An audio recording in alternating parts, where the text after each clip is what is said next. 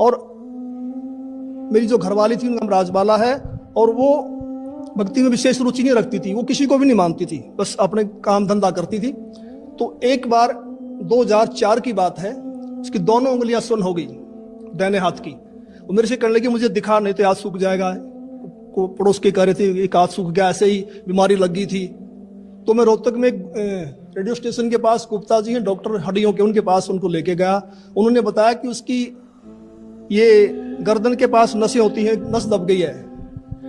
तो उन्होंने एक्सरे लिया, दवाई दे दी, 2 महीने इलाज चलता रहा, कोई फर्क नहीं पड़ा। तो मैंने अंदर गुरुजी से प्रार्थना की, संत रामपाल जी से भक्ति करते समय, कि गुरुजी अगर ये हाथ सूख गया तो बुढ़ापे में हम तो रोटी बगैर भी रह जाएंगे, परेशान होगी, तो दया करो। कि गुरुजी अगर ये हाथ सूख गया तो बुढ़ापे में हम तो रोटी बगैर भी रह जाएंगे, परेशान होगी, तो दया करो। ये गलती आप और हम भगत भाई बहनों ने नहीं करनी है, वरना गुरुजी के प्रति अविश्वास प्रकट हो जाएगा। 2 पॉइंट।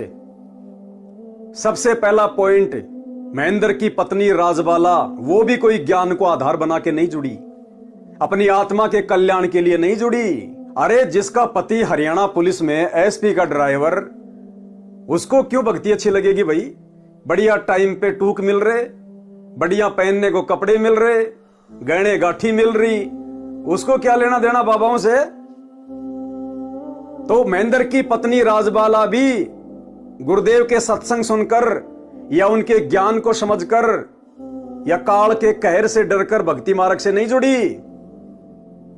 जब उसके शरीर पर आपत्ति आई, उस समय उसको सतगुरु की याद आई, और वो भी सतगुरु रामपाल जी भगवान ने जब उसको दर्शन दिए और उसकी पीड़ा समाप्त करी, जिस पीड़ा को लेकर दीवार के सारे पूरी रात रो रही थी, आगे सुनेंगे आप। तब जाकर उसने गुरुजी से दीक्षा ली। कोई ज्ञान गंगा पढ़कर, भक्ति सौदागर का संदेश पढ़कर या सत्संग सुनकर दीक्षा नहीं ली। और महेंद्र क्या कह रहा है कि मैंने गुरुजी से प्रार्थना करी अपनी औरत के लिए। ये गलती भाई और बहनों आप और हमने नहीं करनी है। ये तो जो मर्जी करेगा, हमने इसको देख के नहीं चलना है, नहीं तो हमारी भक्ति पंचर हो जाएगी। हमने चिंता और प्रार्थना केवल यही करनी है, यही रखनी है कि भक्ति दान मोय दीजियो देवन के देवा हो, कि परमात्मा मुझे भक्ति दो, मुझे मर्यादा दो, मैं पंचर ना हो जाऊं। ये पति पत्नियां लाखों करोड़ों मिल चुके हैं, ये परमेश्वर मेरा तो बेड़ा पार कर दो। मैं तो केवल अपनी आत्मा के लिए आपसे प्रार्थना करूंगा मालिक। अगर हमने किसी और के लिए दुआ की, जैसे कि महेंद्र ने अपनी पत्नी के लिए, वो भी अनुपदेशी, और गुरुजी से प्रार्थना कर रहा है, ये गलती आप और हम भगत भाई बहनों ने बिल्कुल नहीं करनी है। इस भक्ति मार्ग पर गुरुजी का संदेशा दे दो, भक्ति मार्ग की जानकारी दे दो, गुरुजी के सुनने के लिए सत्संग दे दो कि भैया परमात्मा धरती पे आए हुए, भक्ति कर, मैं तेरा कहां बचाव करूंगा, और मैं 2 कोड़ी का जीव तेरा क्या बचाव कर दूंगा, मैं खुद मिट्टी का पुतला। लेकिन इसने अपनी पत्नी के लिए प्रार्थना की। यह गलती आप और हम भगत भाई बहनों ने बिल्कुल भी नहीं करनी है। केवल परमात्मा का रास्ता दिखा दो, भक्ति का मार्ग पकड़ा दो। हमने किसी के लिए दुआ नहीं करनी है, प्रार्थना नहीं करनी है। चाहे आपका 2 साल का बच्चा ही क्यों ना भयंकर बीमार हो, आपने उस समय अपने मंत्र पर ज्यादा ध्यान देना है, ज्यादा से ज्यादा सुमरण करना है।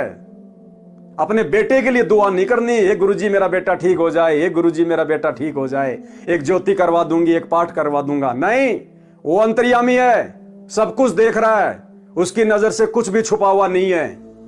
वो वही करेगा जो उसने करना है, और वो अच्छा तब करेगा जब आप उसको प्रसन्न करोगे। और सतगुरु प्रसन्न होता है मर्यादित भक्ति से। ऐसे समय में ही तो भगत की परीक्षा होती है कि भगत क्या रास्ता अपनाएगा। कहीं ये मोह ममता ये त्रिकुटी पर जाके ना दिखा दे, ये तो फेल हो जाएगा। तो रिहर्सल तो सतगुरु यही करवा के देखेगा ना। तो भाई साहब की रिहर्सल चल रही थी, विकेट पे विकेट गिर रहे थे। तो कहने का मतलब है इसकी पत्नी भी ज्ञान को आधार बना के नहीं जुड़ी, और महेंद्र जी भी भक्ति मार्ग में फैल। हमने ऐसी गलती नहीं करनी, आगे से ध्यान रखिएगा। सुनिए क्या कह रहे हैं कि गुरुजी अगर ये हाथ सूख गया तो बुढ़ापे में हम तो रोटी बेकार भी रह जाएंगे, परेशान होगी तो दया करो। कि गुरुजी अगर इसका हाथ सूख गया, इसका हाथ खराब हो गया, तो हम तो बुढ़ापे में रोटी के बिना भी रह जाएंगे। बताओ कहां विश्वास इसको भक्ति पे और भगवान पे? अरे कहां विश्वास था महेंद्र जी को? इतने वर्षों के बाद, 2004 की बात है, 10 साल बाद यह हालत थी महेंद्र जी की।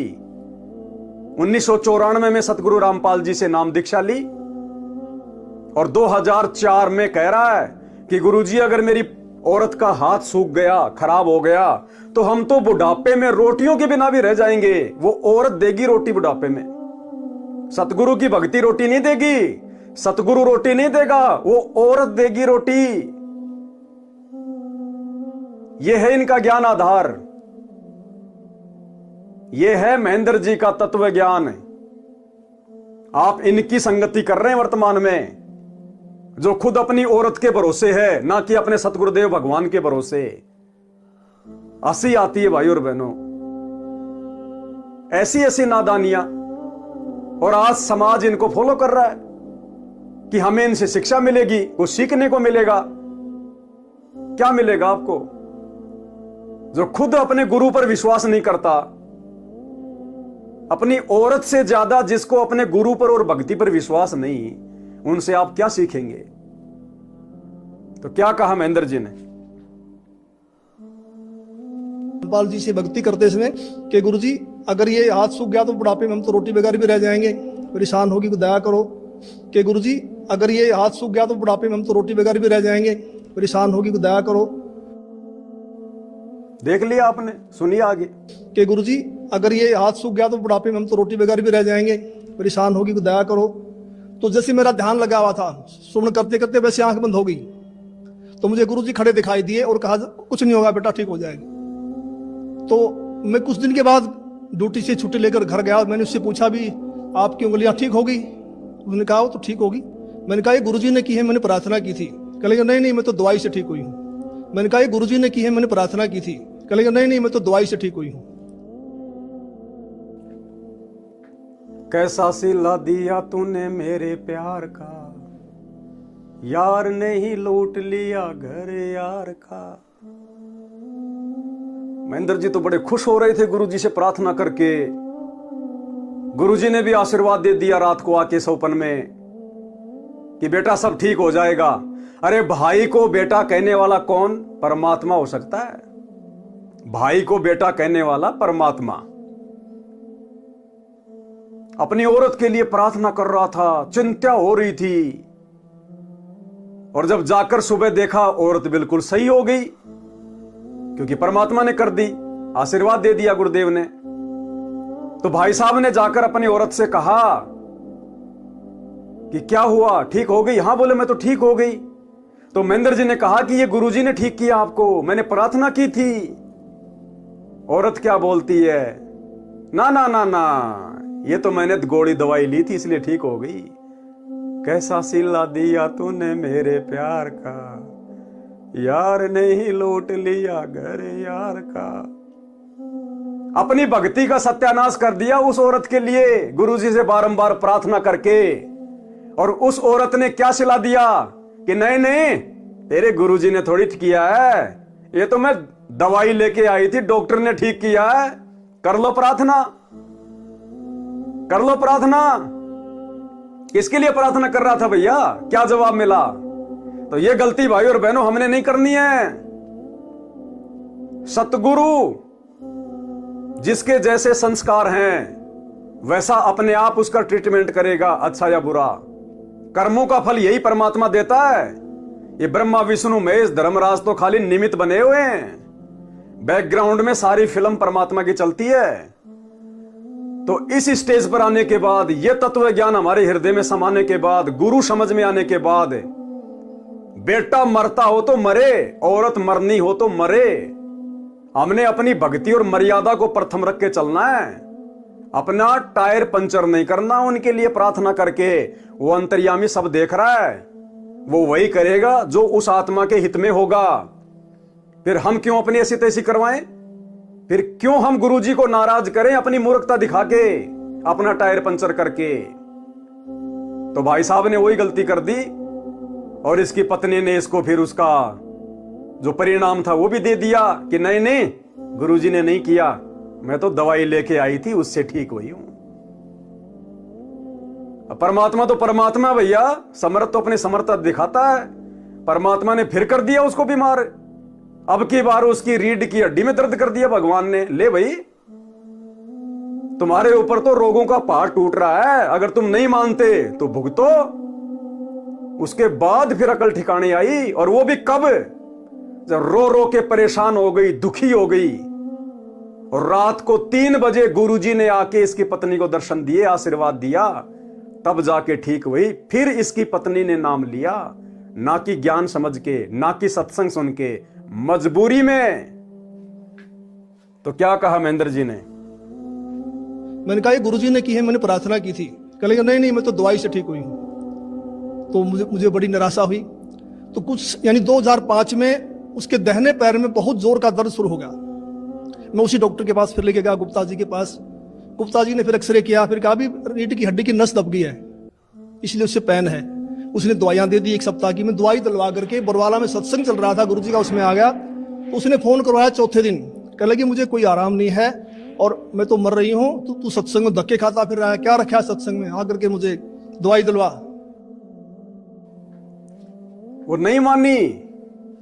मालिक को पता था कि ये नहीं मानने वाली है, ये महेंद्र भी अपनी भक्ति बर्बाद करेगा उसकी चिंता करके। भाई साहब ने तो भक्ति अपनी बर्बाद की, पंचर की, परमात्मा ने दया बख्श दी। लेकिन वो मानने वाली कहां थी? नहीं मानी कि नहीं डॉक्टर ने ठीक किया है। 1 साल बाद फिर उसकी कमर में दर्द, रीढ़ की हड्डी में दर्द, उसी डॉक्टर के पास गई। डॉक्टर ने दवाई दे दी, सब कुछ कर दिया, कोई आराम नहीं।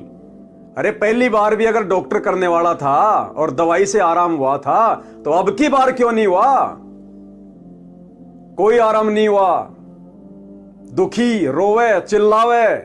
महेंद्र गया छुट्टी लेके, पेन किलर के इंजेक्शन लेके, और जाकर देखा कि वो तो काम कर रही है। तो महेंद्र ने कहा कि अगर तू ठीक थी तो मेरे को क्यों बुलाया? 1000 रुपए के इंजेक्शन ले आया मैं, तो ठीक कैसे हो गई? तो बताया कि मैं रात को 3 बजे ऐसे ऐसे दीवार से खड़ी होके दीवार के सहारे बैठ के रो रही थी, चिल्ला रही थी, दर्द सहन नहीं हो रहा था। उसी समय गुरुजी ने दर्शन दिए और गुरुजी ने कहा कि बेटा ठीक हो जाएगी, और मैं तो तुरंत ठीक हो गई। फिर भी भक्ति उक्ति की कोई चर्चा नहीं। फिर महेंद्र ने कहा कि अब तो नाम लेगी? हाँ बोले, अब नाम ले लूंगी मैं, क्योंकि अब तो साक्षात गुरुजी ने विश्वास दिला दिया था दर्शन देके उसको कि हाँ ये रोग मेरा गुरुजी ने ठीक किया है, डॉक्टर के बस की बात नहीं थी।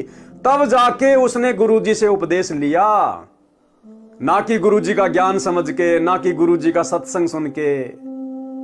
तो ये सारे देखा देखी वाले हैं भाई और बहनों, सारे देखा देखी वाले। महेंद्र से लेकर महेंद्र की पत्नी, महेंद्र का बेटा, जितने भी गुरुदेव के रिश्तेदार हैं, गुरुदेव के बेटा बेटी हैं, पत्नी हैं, ये सब देखा देखी वाले हैं, देखा देखी वाले। ये तो गुरुजी ने डमरू बजा बजा के भीड़ इकट्ठी की थी। ये भगत की श्रेणी में नहीं है, ध्यान से सुनिएगा। उसने फोन करवाया चौथे दिन, कह लगी मुझे कोई आराम नहीं है और मैं तो मर रही हूं, तू सत्संग में धक्के खाता फिर रहा है, क्या रखा है सत्संग में, आकर के मुझे दवाई दिलवा। तो मैं गुप्ता जी के पास गया, वहां उसका रिकॉर्ड लेकर के। गुप्ता जी ने कहा भी अब तो इसका ऑपरेशन होगा और कोई इलाज नहीं है। तो ऊपर से इलेक्शन थे हरियाणा में 2005 फरवरी में। तो मैंने कहा जी 1 सप्ताह इलेक्शन का, हमें छुट्टी नहीं मिलेगी, आप ऐसा कर दो, ऐसे इंजेक्शन लिख दो, कितने ही महंगे हैं, जो 10 दिन निकाल दें, फिर मैं ऑपरेशन करा लूंगा। तो उन्हें इंजेक्शन लिख दिया। मैं दवाई लेकर के पुलिस लाइन में जाके अपने बॉक्स में रख दिए। सुबह ड्यूटी करके फिर जाऊंगा घर। तो मैं रात को 2 बजे उठा, तो मुझे बड़ी वही चिंता हो गई भी क्या होगा, तो बड़ी रो रही है, बड़ी तकलीफ है उसको। तो मैं भक्ति करके, सुबह का नित्य नियम करके, अपने सुमरण करके मैं दोबारा सो गया। और सोते समय मैंने प्रार्थना की कि हे परमेश्वर, हे गुरुदेव, ठीक तो आप ही करते हो, अब की बार ठीक भी करो और ये एहसास करवाओ कि आपने ही किया है, करने वाले तो आप ही हो। तो मैं ड्यूटी करके शाम को 5 बजे घर गया। तो वो अपने काम धंधे में लगी हुई थी। मैंने उससे पूछा भी मैं तो 1000 रुपये की इंजेक्शन ले यार, तू ठीक है तो फोन कर देती, दवाइयों को मैं वापस कर देता।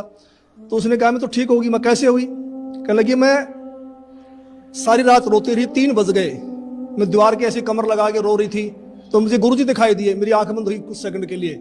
तो गुरुजी ने ऐसे हाथ किया, ठीक हो जाएगी बेटी, कोई बात नहीं। कहता उसी समय मेरा रोग बिल्कुल खत्म हो गया। तो फिर मैंने कहा आप तो भक्ति करेगी ना? कहने लगी हाँ अब करूंगी। तो फिर मैंने कहा आप तो भक्ति करेगी ना? कहने लगी हाँ अब करूंगी। कहने का मतलब है ज्ञान को आधार बना के महेंद्र जी का परिवार भक्ति मार्ग में नहीं जुड़ा था। और जो आत्मा ज्ञान को आधार बना के नहीं जुड़ती है, किसी विशेष परेशानी में राहत के कारण जुड़ती है, वो आत्मा आगे चलकर इस ज्ञान को नहीं समझ पाती है। और यही कारण है ये परिवार आज भी गुरुदेव की मर्यादाओं को बहुत हल्के में ले रहा है, बहुत हल्के में, क्योंकि परमात्मा ने इनको बहुत सुख दे रखे हैं। लेकिन भैया ये समदृष्टि परमात्मा है, इसको ज्यादा हल्के में लेने की गलती मत करना। कब ये सुख दुखों में तब्दील हो जाएंगे तुम्हें पता भी नहीं चलेगा। और अब तुम लोग इस स्टेज पर खड़े हो, तुम्हारे लिए माफी का कोई ऑप्शन भी नहीं है। तो फिर मैंने कहा आप तो भक्ति करेगी ना? कहने लगी हाँ अब करूंगी। तो आज तक उसको दर्द दोबारा नहीं हुआ है। और अनेक गुरुजी ने हमें सुख दिए। सबसे बड़ा तो मानसिक सुख होता है, मानसिक शांति, वो हमारे को संपूर्ण रूप से मिली हुई है।